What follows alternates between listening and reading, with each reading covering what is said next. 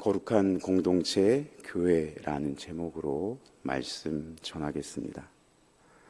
사도행전을 기록한 누가는 성령 충만한 공동체의 모습과 또 그 정반대의 모습인 아나니아와 삽비라 사건을 통해서 초대 예루살렘 교회 공동체의 영적 상태를 예리하게 지적하고 있습니다.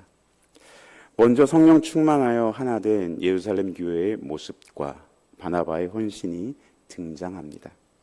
이를 통해 초대교회는 서로 물건을 통용하고 사랑을 실천하는 공동체임을 우리가 알 수 있습니다. 그런 다음에 아나니아와 삽비라의 사건이 이어집니다. 누가는 성령님께 순종한 바나바와 또 그 반대로 불순종한 아나니아 삽비라 부부를 역사적인 안목으로 대비하여 우리에게 알려주고 있습니다. 오늘 본문에 나와 있는 대로 아나니아와 삽비라 부부는 하나님의 성령을 속인 죄로 죽게 됩니다. 초대교회가 형성되는 초기에 모든 회중에게 경고가 될 만한 사건이 아닐 수 없었습니다. 아나니아와 삽비라 사건은 초대교회 복음의 확장 과정에서 매우 중요한 의미를 담고 있습니다. 성령이 충만히 역사할 때 동시에 사탄의 공격도 있다는 것을 우리에게 알려주고 있는 것입니다. 그리고 인간의 거짓과 탐욕에 교회가 어려움을 당할 수 있다는 사실도 우리에게 알려줍니다. 그러나 우리가 꼭 기억해야 할 것은 하나님께서 불꽃 같은 눈으로 교회를 지키시고 바라보시고 또 함께 하신다는 것입니다. 하나님은 불순한 동기로 교회를 속이는 자들을 심판하셔서 교회의 거룩함과 순결을 지켜 가십니다. 그러면 하나님께서 거하시는 거룩한 새 공동체 교회는 어떻게 거룩함과 순수성을 지켜 나갈 수 있을까요? 첫 번째로 올바른 동기로 헌신해야 합니다. 성도는 교회가 하나님의 공동체임을 알고 정직하고 순결한 동기로 헌신해야 합니다. 오순절 성령님이 오셔서 교회를 처음 세우시고 또 서로 물건을 함께 사용하고 또 재산이나 소유를 팔아 필요한 사람에게 나누어지는 일들이, 놀라운 일들이 펼쳐졌습니다. 그래서 초대교회에는 두 가지가 없다고 합니다. 첫째는 자기 재물을 자기 것이라 주장하는 사람이 없었고, 그래서 결과적으로 둘째는 가난한 사람이 없었습니다. 이러한 모습이 지속되었다는 것을 우리는 사도행전을 통해서 확인해 볼 수 있습니다. 먼저 사도행전 2장 44절 45절 말씀 우리 함께 읽겠습니다. 믿는 사람이 다 함께 있어 모든 물건을 서로 통용하고 또 재산과 소유를 팔아 각 사람의 필요를 따라 나눠주며, 또 한 부분 더 살펴볼 텐데요. 사도행전 4장 32절에서 35절까지 말씀도 우리 함께 읽겠습니다. 믿는 무리가 한 마음과 한 뜻이 되어 모든 물건을 서로 통용하고 자기 재물을 조금이라도 자기 것이라 하는 이가 하나도 없더라. 사도들이 큰 권능으로 주 예수의 부활을 증언하니 무리가 큰 은혜를 받아 그 중에 가난한 사람이 없으니 이는 밭과 집 있는 자는 팔아 그 판 것의 값을 가져다가 사도들의 발 앞에 두매 그들이 각 사람의 필요를 따라 나누어 줍니다. 아멘.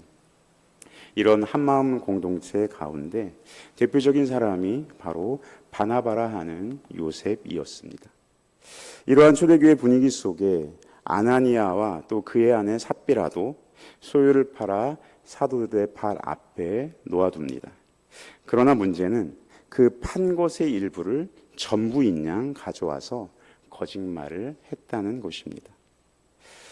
오늘 본문 1절과 2절 말씀 통해 우리 함께 확인하겠습니다. 함께 읽습니다.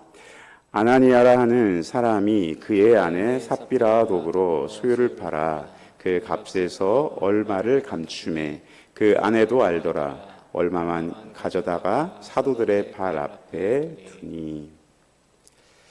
베드로의 이 행동에 대해서 사탄이 마음에 가득해서 성령을 속인 것이라고 베드로는 책망합니다. 아나니아 부부의 문제는 재산을 모두 바치지 않은 것에 있지는 않았습니다. 그들은 재산을 계속 소유하든지 아니면 팔아서 그대로 돈으로 갖고 있든지 자신들의 뜻대로 자유롭게 할 수 있었습니다. 그런데 불순하고 거짓된 동기로 교회를 속였습니다. 이것은 사람을 속이기 이전에 바로 하나님을 속인 것이었습니다. 이것이 바로 그들의 가장 큰 문제였습니다. 이에 대해 베드로가 4절에서 땅이 그대로 있을 때에는 내 땅이 아니며 판 후에도 내 마음대로 할 수가 없더냐 어찌하여 이 일을 내 마음에 두었느냐라고 책망합니다. 그리고 2절과 3절에서 감추다라는 단어가 나오는데요. 그것은 횡령하다 혹은 훔치다라는 뜻입니다. 대체로 작은 양의 것을 슬쩍 떼어놓고 착복하거나 훔치는 것을 표현할 때 쓰는 말이었습니다. 이 단어가 구약과 신약에도 동일하게 나오는데요. 여호수아 7장 1절에서 아간의 범죄를 설명할 때 이 단어를 사용했습니다. 여호수아 7장 1절 말씀 우리 함께 읽습니다. 이스라엘 자손들이 온전히 바친 물건으로 말미암아 범죄하였으니 이는 유다 지파 세라의 증손 삽디의 손자 갈미의 아들 아간이 온전히 바친 물건을 가졌음이라. 여호와께서 이스라엘 자손들에게 진노하시니라. 여기서 가졌음이라가 바로 오늘 본문에 나온 감추다라는 것과 같은 단어였습니다. 그리고 디도서 2장에도 이와 똑같은 용어가 나타납니다. 디도서 2장 9절 10절 말씀 우리 다시 한번 함께 읽습니다. 종들은 자기 상전들에게 범사에 순종하여 기쁘게 하고 거슬러 말하지 말며 훔치지 말고 오히려 모든 참된 신실성을 나타내게 하라. 이는 범사에 우리 구주 하나님의 교훈을 빛나게 하려 함이라. 아멘. 여기서 훔치다라는 것이 바로 오늘 본문에 나온 감추다랑 같은 단어인 것이죠. 아나니아와 삽비라의 사건에는 이중적인 죄가 나타납니다. 첫째는 하나님께 드리기로 약속한 것을 욕심에 이끌려 따로 떼놓았다는 것과 둘째는 재산의 일부를 내놓으면서도 마치 전부를 내놓는 양 속였다는 것입니다. 아나니아와 삽비라가 속이려 했고 또 시험하려고 했던 대상은 겉으로 보기에는 사도들과 교회였습니다.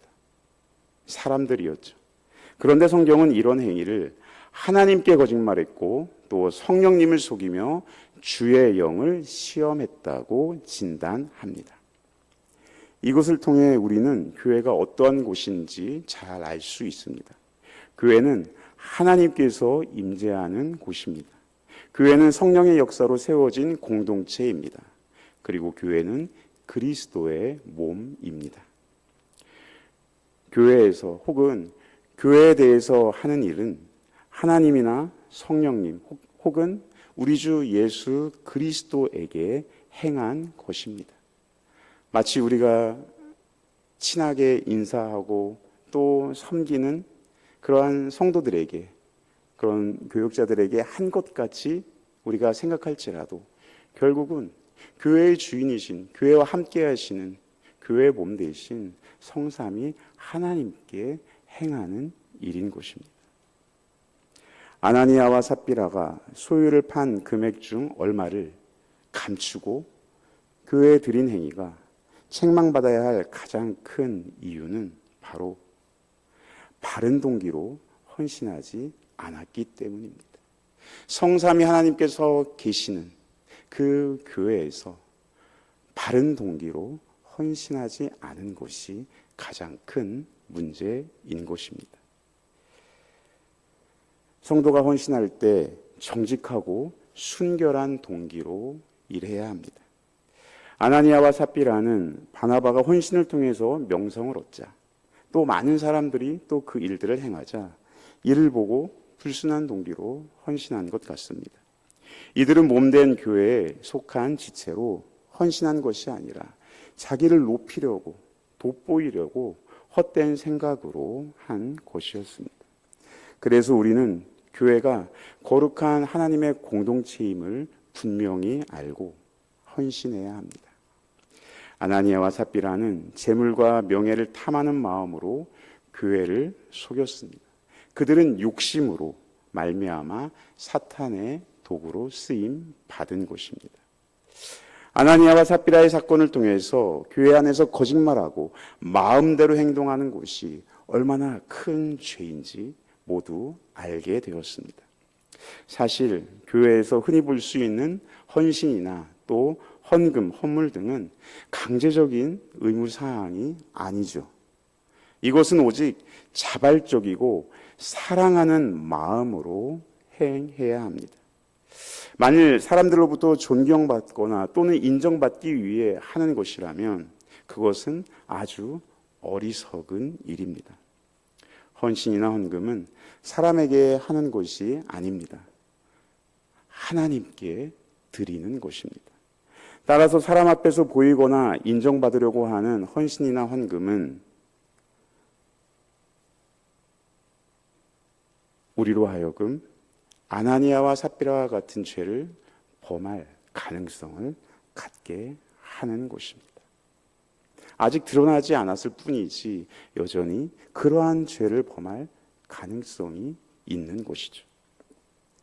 교회가 거룩하신 하나님이 통치하시는 공동체임을 믿고 계십니까? 교회 안에서 행해지는 그 모든 헌신의 동기는 하나님의 은혜에 대한 믿음과 감사, 그리고 이에서 우러나는 사랑의 섬김이어야 합니다. 여기에서 인간적인 교만과 또 탐심이 들어설 자리는 없어야 합니다. 사람을 속일 수는 있어도 하나님을 속일 수는 없습니다. 그러므로 늘 자신이 참된 믿음을 가지고 양심과 깨끗한 동기로 섬기고 있는지 늘 돌이켜 봐야 합니다. 야망과 자기를 높이는 마음이 도사리는 순간, 교만이 나를 지배하고 욕심에 내가 사로잡히는 순간, 교회를 통치하시는 하나님을 거슬러 행하게 됩니다. 거룩하신 하나님은 절대로 속지 않으십니다. 두 번째로, 교회를 거룩하게 유지할 수 있는 두 번째 일은 범죄에 대해 단호해야 합니다. 신자는 하나님이 교회를 오염시키려는 이들을 심판하심을 믿고 죄를 거부해야 하는 사람들입니다. 아나니아는 베드로의 책망을 듣자 그 자리에서 쓰러져 죽었습니다. 3시간 뒤에 그의 아내 삽비라도 어떤 상황인지 벌어졌는지도 모른 채 베드로 앞에 교회를 속이려고 왔습니다. 베드로는 이에 대해 부부가 공모해서 주님의 영을 시험한다고 책망합니다. 베드로는 삽비라 또한 남편을 장사 지내고 돌아오는 자들의 발길이 임하자 심판당할 것이라고 선언합니다. 남편을 장례 지내고 온 사람들에 의해 너도 곧 장사될 것이다 라고 말한 것이죠. 사도행전 5장 5절 말씀 우리 함께 읽습니다.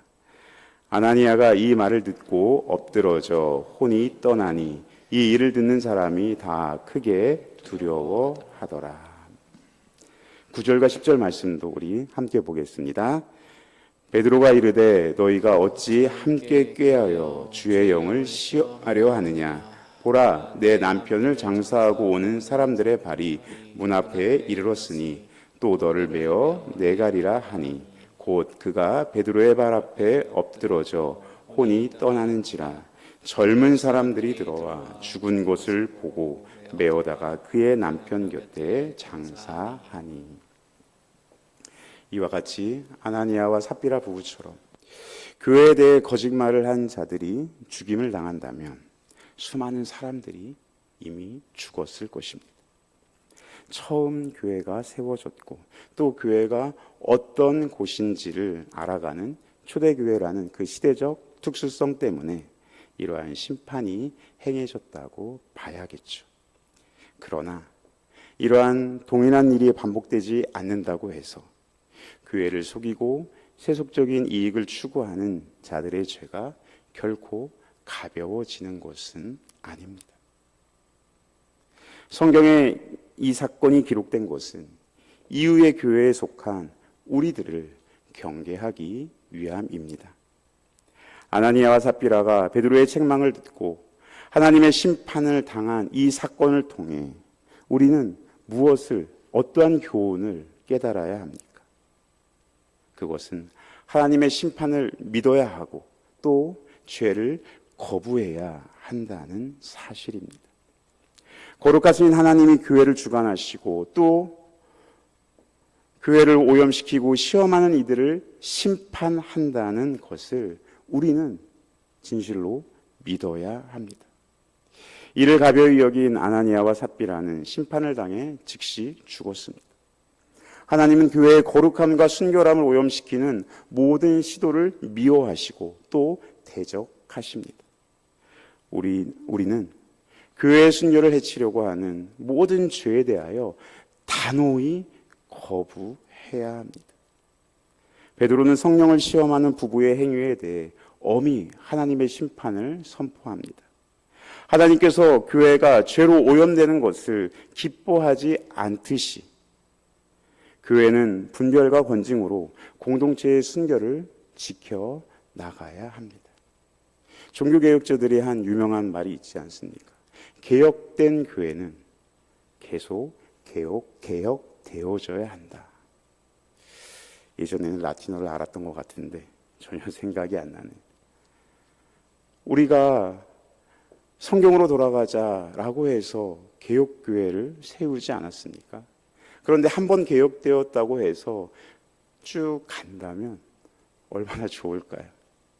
그러나 한번 개혁된 교회는 항상 계속적으로 개혁되어져야 하는 것입니다. 그것이 바로 하나님의 거룩함과 순결성을 교회 안에서 지켜가는 일입니다. 아나니아와 삽비라의 사건을 통해 우리는 영적으로 깨어 있어야 할 것을 요구받습니다. 우리 가운데 있는 그 작은 죄라 할지라도 하나님께서는 간과하지 않으신다는 사실을 우리가 깨닫는다면, 영적으로 우리가 더 민감하게 깨어 있다면 우리는 항상 주님 앞에 나와 회개하며 또 주의 말씀을 나 자신에게 적용하고 나의 말과 행동에 대해서 하나하나 따져 나가야 할 것입니다. 하나님께서 교회의 거룩함과 순결을 지키시기 위해 오늘도 개입하시고 또 심판하심을 믿어야 합니다. 하나님이 죄를 기뻐하시지 않는 분이라는 것을 우리가 알고 있다면, 또 교회 안에서 거짓되고 불순한 동기로 헌신하거나 영향력을 행사하는 일들이 없어질 것입니다. 또한 회심하지 않은 이들이 교회에서 중직을 맡지 않도록 주의해야 합니다. 처음부터 자신의 이익을 추구하려고 교회에 들어온 거짓된 사람들에게 교회가 넘어가지 않아야 하기 때문입니다. 교회 공동체를 무너뜨리려는 사탄의 공격이 오늘날 우리 한국 교회에도 지속되고 있습니다.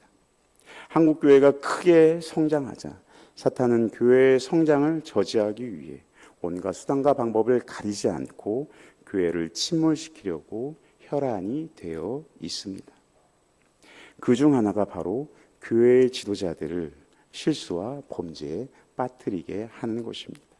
지금도 사탄은 우는 사자와 같이 열심히 있는 자들을 실수에 빠뜨리게 하고 또 하나님의 영광과 교회의 도덕성을 파괴하는 일에 발벗고 앞장서고 있습니다.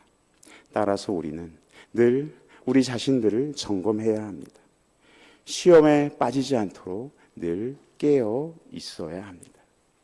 우리가 하나님을 바로 안다면, 참된 하나님에 대한 지식이 있다면 어찌 우리가 죄악을 우리의 삶 가운데에서 또 우리 교회 공동체 가운데에서 용납할 수 있겠습니까? 교회의 거룩함과 순결을 지키기 위해 우린 더욱 깨어 있어야 합니다. 비진리와 거짓과 죄악을 우리가 분별할 줄 알아야 하고 신실하게 교회 안에서 권징을 시행해야 합니다. 교회를 향한 사탄의 공격을 의식하고 긴장해야 할 때가 바로 지금입니다. 세 번째로 교회 공동체의 거룩함을 지키는 방법은 거룩하신 주님을 경외해야 합니다. 아나니아와 삽비라의 사건은 가슴 아픈 일이지만 하나님께서는 이 사건을 계기로 예루살렘 공동체가 자신들의 신앙을 점검하도록 이끄셨습니다. 누가는 이 사건 기록을 마무리하면서 11절에 이렇게 분명히 기록하고 있습니다. 우리 11절 말씀 함께 읽습니다. 온 교회와 이 일을 듣는 사람들이 다 크게 두려워하니라. 아멘. 초대교회의 오순절 성령 강림 사건이나 또 나면서 걷지 못한 사람이 일어난 것 역시 성령의 역사였습니다. 이를 보고 사람들이 두려워하고 떨었던 것처럼 오늘 본문에 나오는 아나니아와 삽비라의 그 심판 사건을 통해서도 사람들은 두려워하고 있다라고 말하고 있습니다. 베드로 사도가 사람의 깊은 생각까지 알아낸 것도 놀라운 일이고 또 그 자리에서 아나니아와 삽비라가 세상을 떠나는 장면을 목격한 것도 엄청난 일이어서 두렵고 겁이 났을 것입니다.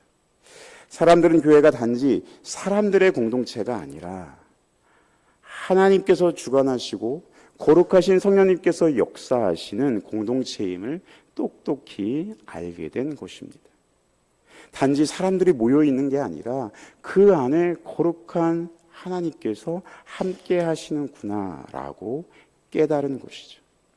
이 사건으로 더욱더 하나님을 경외하게 되고 그의 거룩함과 순결의 중요성을 배우는 계기가 되었습니다. 교회의 성도들조차 교회를 그저 사람들의 모임이라고 생각하고 가볍게 대하는 경향이 있습니다. 그러나 교회는 하나님께서 거하시는 전이며 성령께서 세우시는 그리스도의 몸입니다. 우리가 이 사실을 알 때 두려움을 가질 수밖에 없습니다. 두렵고 떨림으로 우리의 구원을 이루어 갈 수밖에 없는 것입니다. 연이은 아나니아와 삽비라의 죽음을 통해 사람들과 온 교회 공동체가 깨달은 것은 무엇입니까? 그것은 교회를 거룩하고 순결하게 지키시는 하나님을 믿고 그리고 그 하나님을 경외해야 한다는 것입니다. 아나니아와 삽비라의 이야기를 들은 모든 사람들은 하나님을 두려워했습니다. 교회의 거룩함과 순결을 지키려는 하나님의 그 열심을 알게 된 것입니다.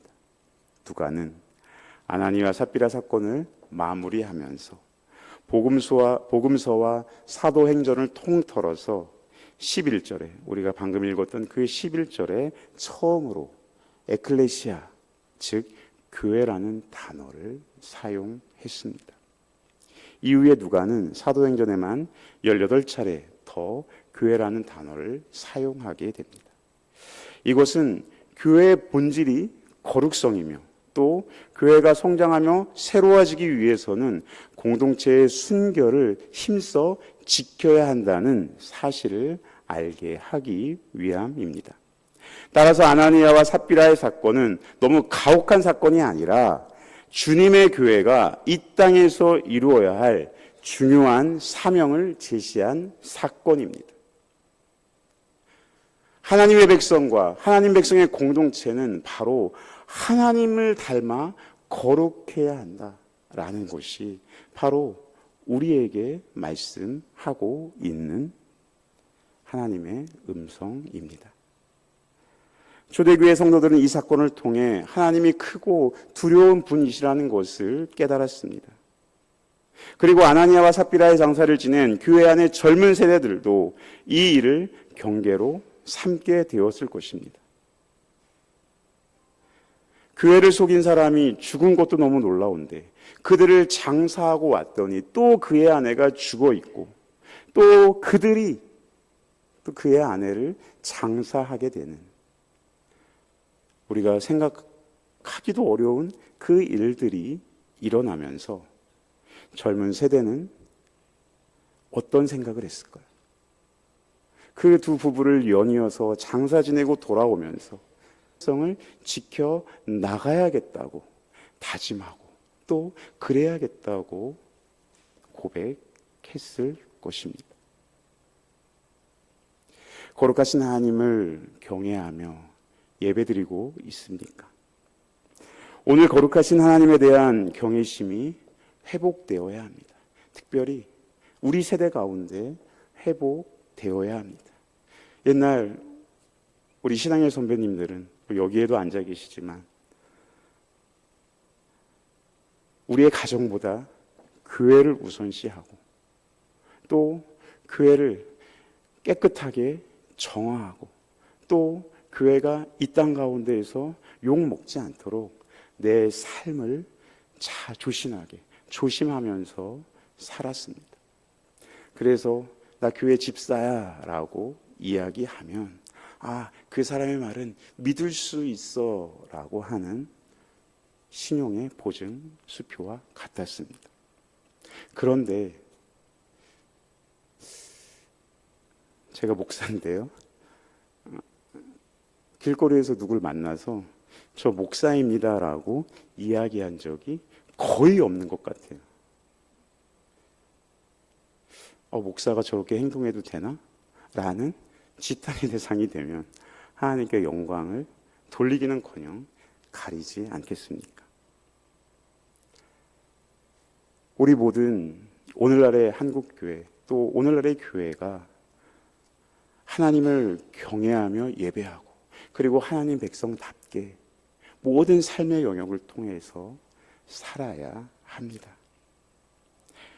오늘날 교회는 개인주의와 또 소비주의적인 신앙으로 하나님과 교회에 대해 바른 관점을 갖고 있지 못합니다. 하나님은 만홀히 여길 수 있는 분이 아닙니다. 우리가 아무렇게나 생각해도 되는 분이 아닙니다. 교회를 통치하신 하나님은 거룩하고 순결하신 분이십니다. 이를 믿는 신자는 하나님을 경외하는 마음으로 신앙 생활을 해야 합니다. 교회의 다음 세대에도 그 동일한 마음을 품고 믿고 행할 수 있도록 우리는 가르쳐야 합니다. 그 누구도 하나님을 속일 수는 없습니다. 오직 바른 복음과 말씀을 가르쳐서 교회를 향한 하나님의 그 열심을 우리가 전해야 합니다. 이제 말씀을 맺겠습니다. 거룩하신 하나님께서는 교회를 거룩하고 순결하게 지켜 나가십니다. 따라서 거룩한 새 공동체인 교회는 교회의 거룩함과 순수성을 지키기 위해 힘써야 합니다. 그러한 공동체가 바로 교회입니다. 그래서 첫 번째로 올바른 동기로 헌신해야 하며 그리고 범죄에 대해 단호한 자세를 취해야 하고 마지막으로 거룩하신 주님을 경외해야 합니다. 개혁교회, 즉 우리 장로교회는 교회의 거룩함과 순수성을 지켜나가기 위해 말씀의 바른 증거, 성례전의 올바른 시행, 그리고 권징의 신실한 실시를 교회를 교회되게 하는 가장 중요한 세 가지 부지로 삼았습니다. 하나님께서 지금도 열심을 가지고 교회를 통치하고 계십니다. 교회가 이것을 정말 믿는다면 하나님을 경외하면서 거룩함과 순결을 지키기 위해 신실하게 분별하고 권징을 시행해야 할 것입니다. 그리하여 주님의 몸된 교회를 지켜내고 맡은 바 사명을 충실하게 감당해내야 합니다. 아무쪼록 우리 동인교회가 바로 거룩하고 순결한 새 공동체로서 이 시대에 귀하게 쓰임받고 하나님께 영광 올려드리는 교회가 되기를 주님의 이름으로 축복합니다. 아멘. 기도하겠습니다.